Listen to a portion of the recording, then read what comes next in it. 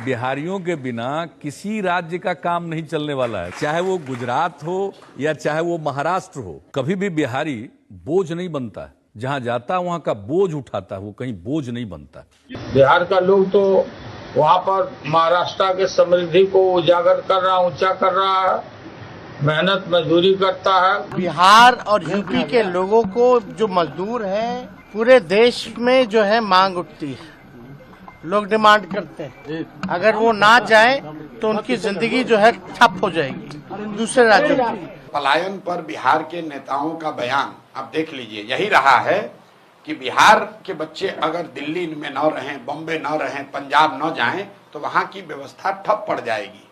ये पहली बार है, जबकि 3 साल पहले मैंने जनसुराज ने ये बात उठाई कि आपके हमारे बच्चे दिल्ली बॉम्बे में जाकर सब्जी का ठेला लगाते हैं या साफ सफाई का काम करते हैं, टेम्पो ऑटो चलाते हैं, ये कोई शान की बात नहीं है। देखिए, कोई भी काम करने में कोई शिकायत नहीं है, काम सब अच्छा है, लेकिन जो लोग मजबूरी में बिहार के बच्चे जाकर अगर बॉम्बे में सब्जी बेच रहे हैं या वहां पर झाड़ू लगा रहे हैं या वहां पर ऑटो रिक्शा चला रहे हैं, पंजाब के खेतों में जाकर मजदूर का काम कर रहे हैं, ये शान और गौरव की बात नहीं है।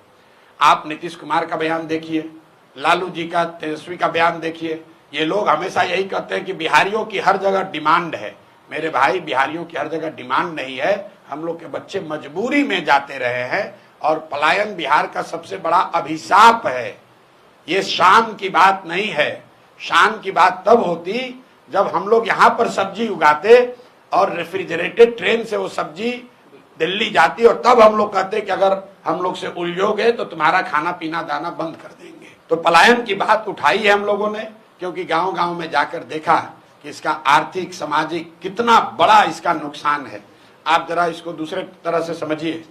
मध्यम वर्गीय परिवारों में किसी का पति 10-15 दिन बाहर चला जाता है तो लोग कहते हैं भैया 10 दिन से इनका पति बाहर है। बिहार के ज्यादातर परिवार में महिलाओं की ये नियति बन गई है कि उनके जो पति हैं वो कमाने के लिए जीवन भर बाहर ही रहेंगे। घर में जो भी युवा है वो जीवन भर बाहर ही रहेगा। कोई छठ में, ईद में, शादी ब्याह में घर आता है, बाकी 12 में 10 महीने वो बाहर रहता है। जब तक शरीर में लोगों के यहाँ दम है तब तक वो मजदूरी करता है। 60-65 वर्ष का हो जाएगा तो बूढ़ा जब हो जाएगा, मजदूरी नहीं कर सकता है तो गांव आता है। और फिर उसके परिवार का जो सबसे नया लड़का है, 16 साल का, 18 साल का, वो लड़का ट्रेन में फिर मजदूर बनकर जाता है। ये पीढ़ियों से बात चलती आ रही है, ये रुकना चाहिए।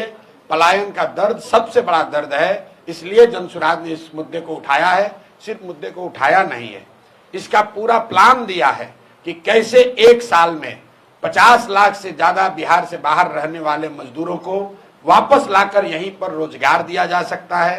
कल भी अभी सिवान में 15 मिनट तक मैंने इसको समझाया है। एक लाइन में आपको बता दूं, जनसुराज का जो मॉडल है कि जिस दिन बिहार से पूंजी का पलायन रुकेगा, उसके बाद बुद्धि का पलायन रुकेगा, पूंजी और बुद्धि का पलायन रुकेगा तो श्रम का पलायन अपने आप रुक जाएगा।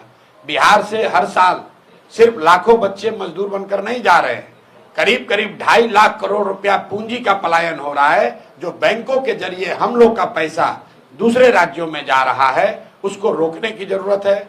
वो जब रुकेगा तो जो समझदार लोग हैं, पढ़े लिखे लोग हैं, स्किल वाले लोग हैं, उस पैसे का इस्तेमाल करके वो यहाँ पर रोजी रोजगार की नई नई व्यवस्था शुरू करेंगे और उससे यहाँ पर श्रम का पलायन अपने आप रुक जाएगा।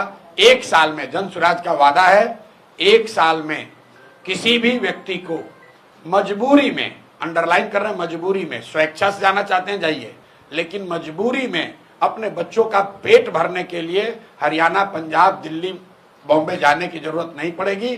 10-12 हजार रुपए का रोजी रोजगार का अवसर बिहार में ही उनको करके दिया जाएगा। इसी तरह वीडियो देखने के लिए लाइक करें, सब्सक्राइब करें और चैनल को आगे बढ़ाएं।